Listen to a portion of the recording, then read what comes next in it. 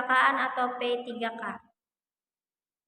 Di setiap aktivitas atau suatu proses pekerjaan yang biasanya di mana kita lakukan berada di tempat kerja itu pasti akan seringkali mengalami yang namanya suatu kecelakaan, baik itu ringan maupun berat.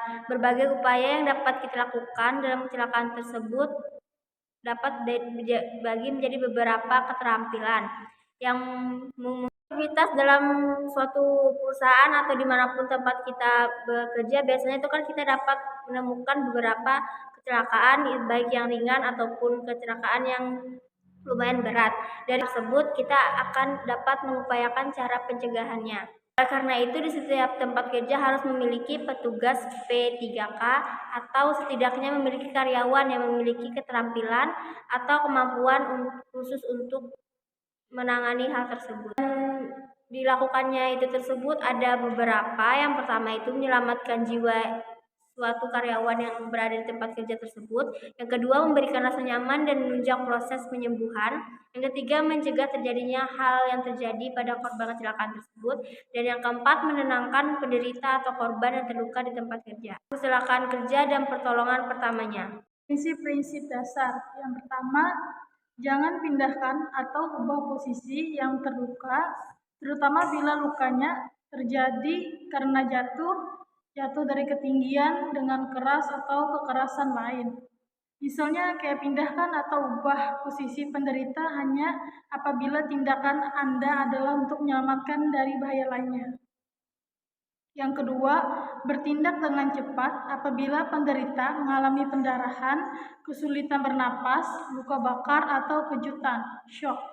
Yang ketiga, jangan berikan cairan apapun kepada penderita yang pingsan atau setengah pingsan.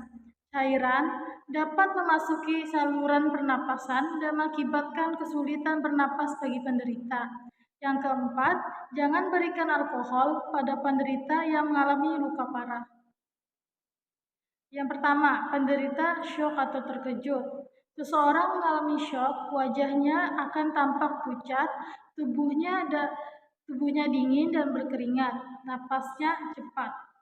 Penanganannya, yang pertama, usahakan untuk membaringkan dan menempatkan kakinya pada posisi yang lebih tinggi daripada kepala, kecuali apabila terdapat luka di kepalanya. Yang kedua, selimuti tubuhnya agar hangat, tetapi jangan sampai terlalu panas untuknya. Yang ketiga, berikan minuman gula kepada penderita apabila penderita dalam keadaan benar-benar sadar. Yang kedua, tersedak makan.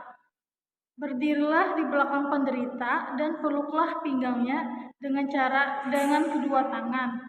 Kepalkan tangan Anda dan tekan kepala ini pada perut bagian atas, tepat di bawah tulang iga dan di atas pusat. Tarik kuat-kuat, kepalkan tangan Anda ke arah atas.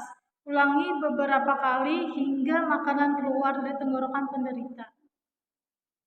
Ketiga, bahan kimia atau serangga mengenai mata.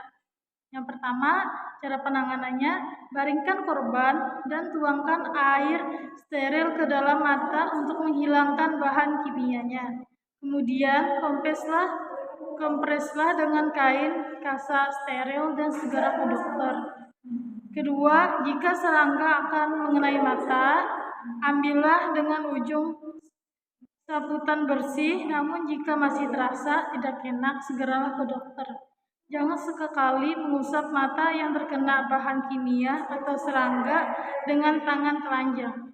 Yang keempat, sengatan serangga. Sengatan lebah jika bengkak telah muncul, kompreslah segera dengan es. Jika korban alergi terhadap sengatan serangga tertentu, segeralah meminta pertolongan dokter. Luka bakar. Yang pertama, alirkan atau siram dengan air biasa atau air mengalir di tempat yang terbakar. Jika lukanya masih tahap pertama hingga rasa sakitnya hilang. Yang kedua, jika lukanya sudah melepuh, bawa ke rumah sakit. Ketujuh, luka lecet, gores atau tersayat. Yang pertama, cucilah dengan air dan tutuplah luka dengan plester dan hand aid. Namun, jika luka gores atau robek terlalu besar, harus segera ditangani dokter. Kedelapan, perdarahan.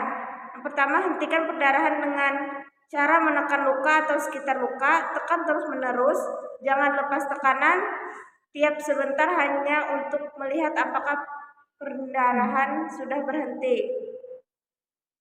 Yang kedua, apabila setelah diberikan tekanan pendarahan masih belum berhenti, mungkin nadi atau pembuluh darah balik terputus. Tekan nadi yang di dekat luka untuk menghentikan aliran darah dari jantung ke tempat lain. Segera bawa ke dokter. 9. Patah tulang. Yang pertama, jangan mencoba mengangkat atau memindahkan badan korban jika belum mahir melakukannya. Yang kedua, jika tulang belakang yang patah, korban boleh diusung dengan hati-hati dalam posisi berbaring di atas alas keras. 3. Untuk patah tulang rahang, angkatlah rahang bawah hingga gigi atas dan bawah bersatu, lalu diikat dan dibawa ke dokter. Yang keempat, untuk patah tulang tangan dan kaki, menggunakan tokat atau setumpuk koran guna menyangga dan balutlah sebelum memperoleh pertolongan dokter. Sulit bernapas atau bahkan tidak bernapas, segera cari bantuan atau telepon ambulans. Lakukan pemeriksaan jalan nafas, apakah terdapat sumbatan atau tidak pada pangkal lidah, muntahan, kotoran dalam mulut. Yang ketiga, tindakan pertolongan pertama yang dilakukan adalah membebaskan jalan nafas dengan menarik lidah keluar, mengeluarkan benda asing dalam rongga mulut. Bila henti nafas dan henti jantung, maka harus dilakukan pemberian pernapasan buatan dari mulut ke mulut dan kompresi dada. Tindakan ini harus dilatih menggunakan alat peraga seperti boneka secara periodik. Pelatihan bantuan hidup dasar atau BHD. Pernapasan buatan mulut ke mulut. Baringkan penderita dalam posisi terlentang. Buka mulut penderita dengan cara menggunakan rahangnya. Jaga agar selama melakukan pernapasan buatan mulut selalu ke dalam keadaan terbuka. Tutup lubang hidung penderita. Tiup mulut penderita dan lepaskan mulut Anda dari mulut penderita serta perhatikan apakah mulut penderita mengeluarkan kembali udara yang Anda tiupkan.